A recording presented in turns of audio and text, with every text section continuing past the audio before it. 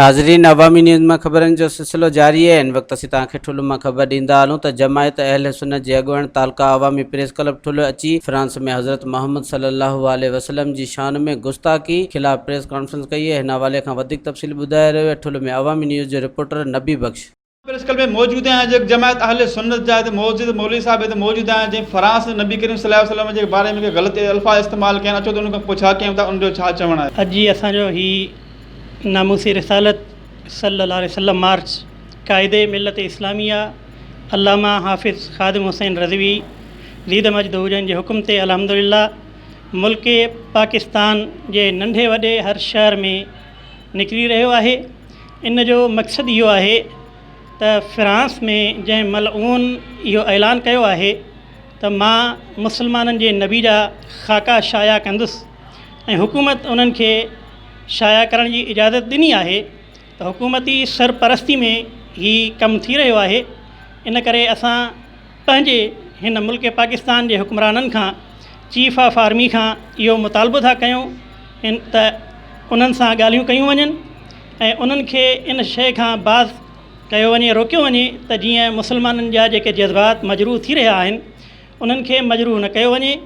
जे ईअं न थिए मुसलमाननि जा जज़्बात जॾहिं मजरूह थी वञनि त पोइ मुसलमान जॾहिं नबी पाक सल्लल्लाहु अलैहि वसल्लम जी मुहबत में अची करे को बि क़दम खणनि त पोइ लाज़िमन उन्हनि खे कंट्रोल करणु इंतिहाई ॾुखियो हूंदो आहे। उन वक़्त खां पहिरियों असां पंहिंजे हुक्मराननि खां ऐं चीफ ऑफ आर्मी खां इहो मुतालबो था कयूं त उन्हनि सां ॻाल्हियूं कयो। जेकॾहिं ॻाल्हियुनि में उहे नथा अचनि त उन्हनि सां सफ़ारती ताल्लुकात हुकूमती सतह ते पंहिंजा सर रसूख़ इस्तेमालु कयो ऐं उन्हनि खे हर तरह सां इहो नापाक इरादनि खां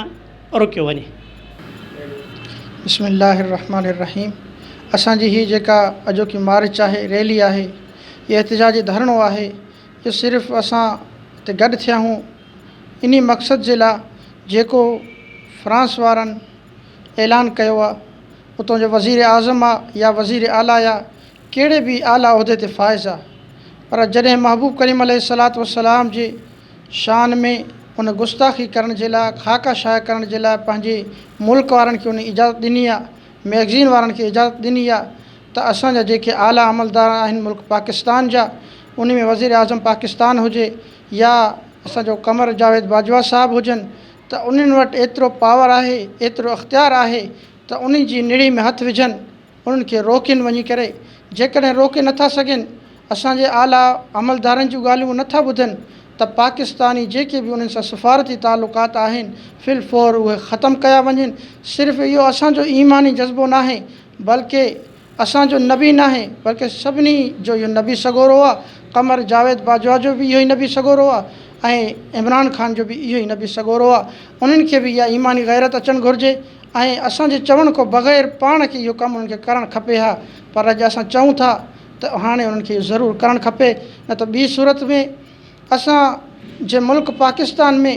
जेका अक्सरियत जमात आहे उहा अहलसुन्नत व जमात अक्सरियत आहे। इन खां अलावा का बि अहिड़ी जमात न आहे जंहिंजी मुल्क पाकिस्तान में अक्सरियत हुजे। ऐं असां अव्हां खे आगाह कयूं था इन शइ खां, जेकॾहिं इन्हनि गुस्ताखनि ते हिन वक़्तु कंट्रोल न कयो वियो, उन खां अलावा जेके पाकिस्तान में रहनि था उनखे हुकूमत जी एतिरी पुठ भराई आहे जो सहाबा किराम अहल बैत जी गुस्ताखी करनि था। वॾे आराम सां इत्मीनान सां तिब्बत सेंटर कराची में जॾहिं उहो दुआ घुरे पियो तो सहाबा किराम जे मथां लानतूं मोकिले थो, गुस्ताखी करे थो, या इस्लामाबाद में। त इन्हनि खे असां यकीन सां चऊं था त हुकूमत जी पूरी पुठ भराई आहे। उन्हनि खे ईअं न करणु घुरिजे, उन्हनि खे लगाम ॾियनि ऐं उन हुक्मराननि खे पूरो इख़्तियार आहे इन शइ जो। रजीम बिस्मिल्लाहिर्रहमानिर्रहीम। पूरे पाकिस्तान जे आशिकाने रसूल ग़ुलामानी मुस्तफ़ा, चाहे वो उलमा इकराम हुजनि या कहिड़े बि मकतब आहे फ़िक्र सां ताल्लुक़ रखंदा हुजनि, केर बि हुजनि, उन्हनि सभिनी जो इहो ई मुतालबो आहे त फ्रांस में काफ़ी सदियुनि खां वठी अॻ में उन जो मैगज़ीन जे अंदरि, हालैंड जे अंदरि ही मुक़ाबला थींदा आहिनि हुज़ूर नबी करीम सल्लल्लाहु अलैहि वसल्लम जा इस्लामी ख़ाका ठाहिण जा, जेको हींअर फ्रांस ऐलान कयो आहे। ऐं असीं उन जी मज़म्मत बि कयूं था पिया ऐं असीं उन्हनि खे कुवतुनि खे इहो बि जवाबु ॾियणु था चाहियूं पिया त जॾहिं तव्हां वटि होलोकास्ट ते सज़ाए मौत आहे, होलोकास्ट ते जेकॾहिं को ॻाल्हि थो करे यहूदियुनि जे अक़ीदे जे मुताबिक़ उन ते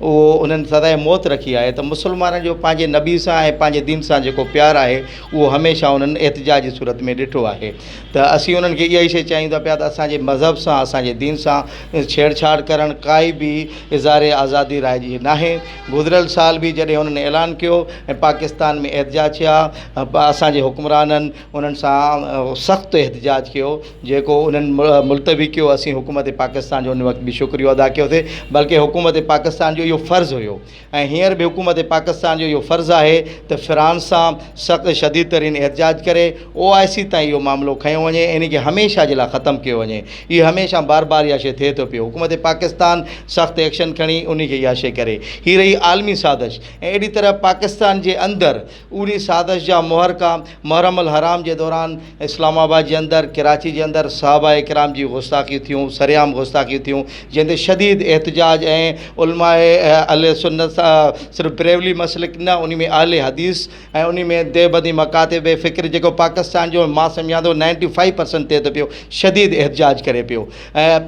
1984 या 85 जे अंदरि हिकु ज़ाब्ता इख़लाक़ ठहियो हुयो जंहिंमें अहले सुन्नत जी चोटी जी क़यादत हुई, जंहिंमें जेको आहे त देवबंदी मसलिक जी चोटी जी क़यादत हुई, अहले हदीस मसलिक जी चोटी जी क़यादत हुई, उन में अहले तशय्युद जी बि क़यादत हुई, जंहिंमें 28 नुक़्तनि ते हिकु मुतक़बिल तौर ते ज़ाब्ता इख़लाक़ ठाहियो वियो हो त हीउ असांजो दीन आहे जंहिं ते असीं मुतफ़िक़ आहियूं, इन में निज़ाम मुस्तफ़ा जे हवाले सां पाकिस्तान में निफ़ाज़ कयो वञे। ऐं उन खां हटी करे जॾहिं मुहर्रम अल हराम जो महीनो आयो ऐं हमेशह मुहर्रम जो महीनो ईंदो आहे, हिकु फ़िरके वारा जेकॾहिं कंदा आहिनि त पंहिंजे ज़ाब्ता इख़लाक़ जे अंदरि पंहिंजी मज़हबी अक़ीदे सां रवादारी सां उहो करे वेंदा आहिनि ऐं अहले सुन्नत वारा उन SOPs ते अमल कंदे 10 ॾींहं पंहिंजा प्रोग्राम बि न कंदा आहिनि। हिन दफ़े हुननि इहो इंतिशार जो जेको इहो पैदा कयो आहे त हुकूमत पाकिस्तान खे खपे त बैरूनी साज़िश या अंदरूनी साज़िश खे बेनकाब करे उन्हनि खे कैफ़र किरदार ते पहुचाए ऐं पूरे पाकिस्तान जा आशिकान मुस्तफ़ा सरापा एहतजाज आहिनि। असीं हुकूमत खां मुतालबो था कयूं पिया त इन ते फ़ौरन एक्शन खयो वञे, अंदरूनी ऐं बैरूनी साज़िश खे बेनकाब करे इन्हनि पलीतनि खां पाकिस्तान खे निजात ॾिनी वञे ऐं पाकिस्तान जे इस्तिकाम जे लाइ जेको पाकिस्तान जे अंदरि तव्हां जेको हिकिड़ो ज़ाब्ता इख़लाक़ ठाहियो आहे उन ते ज़ाब्ता इख़लाक़ ते अमल कंदे ऐं नेशनल एक्शन प्रोग्राम ते अमल कंदे मुल्क में इस्तिकाम आंदो वञे, इहा असांजी वधि में वधि घुर आहे अॼोके हिन हिसाब सां। वरना असीं पूरे मुल्क में एहतजाज बि थींदा, इहा शइ जेका पाकिस्तान जी शइ जो मुतहमिल न आहे। इन जो इहो ई चवणु हो त असां वज़ीर आला सिंध मुराद अली शाह ऐं इमरान ख़ान खां इहो मुतालबो कयूं था इन्हनि जे ख़िलाफ़ु कानूनी कार्रवाई कई वञे। ॿिए सूरत में असां नंढा जवान एक्शन कमेटी जा जेके छोकिरा आहिनि रोड ते निकिरी करे एहतजाज बढ़ाईंदासीं। कैमरा टीम सां गॾु नबी बख्श बलोच, अवामी न्यूज़ ठुल। मज़ीद खबरों और तफसीलात के लिए विजिट करें हमारी वेबसाइट www.awamiNewsHD.com।